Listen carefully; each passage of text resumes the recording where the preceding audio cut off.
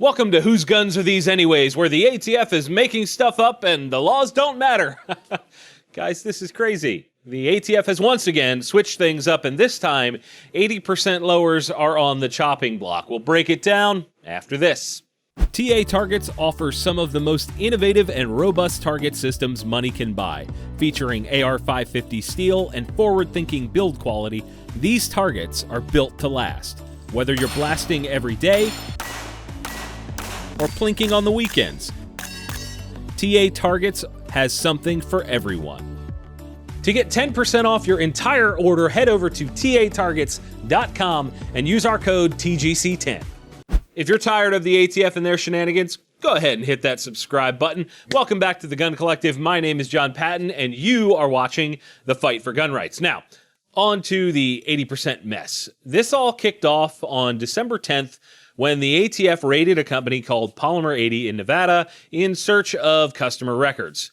One of their main products is a Glock-style 80% lower, and it seems ATF was upset about a bundle, including those lowers, called the Buy, Build, Shoot Kit, which included a slide, barrel, and all the parts needed to complete everything. Even though ATF had previously approved the lower for sale, the bundle in question was too much freedom for them, I guess.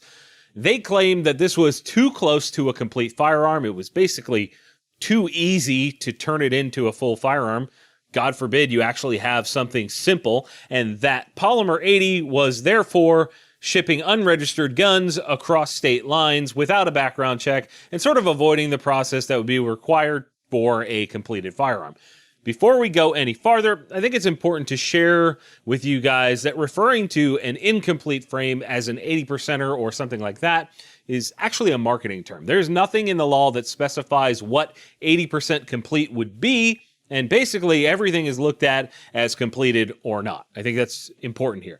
We actually covered that a while back in an episode of The Legal Brief. That being said, ATF is changing their tune yet again. According to an Ammoland.com article that claims to have a source inside ATF, this stems from a supposed rise in crimes that involved 80% frames.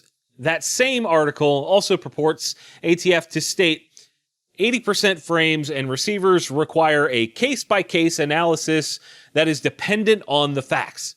What does that even mean? That's about the most vague bullshit I've heard since the last time ATF said something. In just the last 90 days, they've been changing their tune on the importation of certain pistols, claiming that some are too long or too heavy. Then there was an issue with pistol braces, which we covered in another video, and we'll have to probably do another video on. And all of it seems to be this thinly veiled attempt at disarming the U.S. gun-owning public. Remember, there is nothing in the law that states that these 80% kits are illegal in any way. The situation evolves from there. Like I said earlier, this started with ATF looking for customer records. They raided Polymer80, and they also stopped by several other places around the country to include Brownells looking for the same. No one complied, thankfully. It seems anyone selling these kits that were suddenly deemed unlawful were to be put on a naughty list of sorts. At the same time this was happening, the state of California sent a subpoena to Polymer80 demanding they turn over customer information. Polymer80, being the champs they are, did not comply with that. Not only that, but according to an article on the Firearm blog, one person had the ATF show up to their home and demand they hand over their build-by-shoot 80% kit. And for some reason, they decided to comply. But that is a topic for another day. We don't even know for sure if that story is 100% true. Okay, so to recap a bit. P80 and others get raided, tell ATF to get bent using much nicer terms, and ATF seems to be attempting to put together a list of people who bought this build-by-shoot kit. Unfortunately for us, there are other places to obtain the data that the ATF was after. Both Stamps.com, a shipping company, and Authorize.net, a credit card processing company, were subpoenaed, and because they likely don't want to be forced into this fight, gave up the information that ATF was after. What this means is that ATF now has the information needed to figure out who bought what and figure out if any of the customers that purchased these kits were prohibited from owning guns. They also claim to be trying to find out if people under the age of 21 purchase these not a gun but suddenly now a gun kits.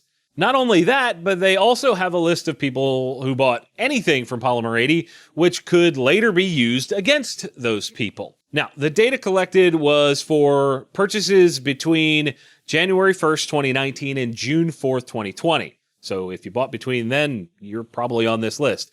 ATF found that there were a total of 51,000 purchases made in the US, with 9,100 of them coming from California. Breaking it down more, 1,490 of those kits that we're talking about were sold nationwide, with 202 of them in Cali alone. One of the other interesting things that was hidden in the warrant, besides stamps and authorized doing what they did, was a fair amount of info on where all this came from.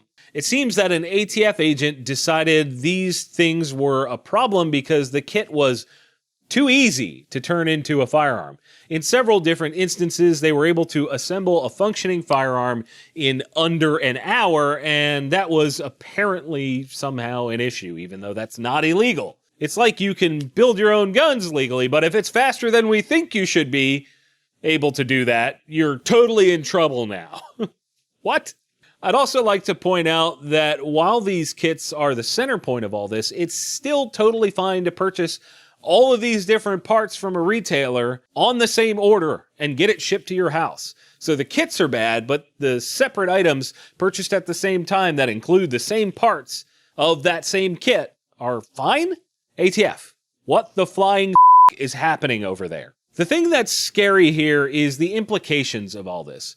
What this means for anyone that is caught up in this mess. Well, because ATF has suddenly deemed this kit to be a firearm, that means there are a substantial number of people out there with an illegal firearm in their possession. Not only that, but Polymer80 potentially has a big mountain of stuff to deal with on their own, like selling guns across state lines, selling guns to people without background checks, selling guns to prohibited persons, selling handguns to folks under 21, being in possession of illegal firearms, and the best part of it, not paying the taxes required by law when a firearm is manufactured. I'm sure there's something in that stuff that I'm missing. I mean, there's a lot going on here.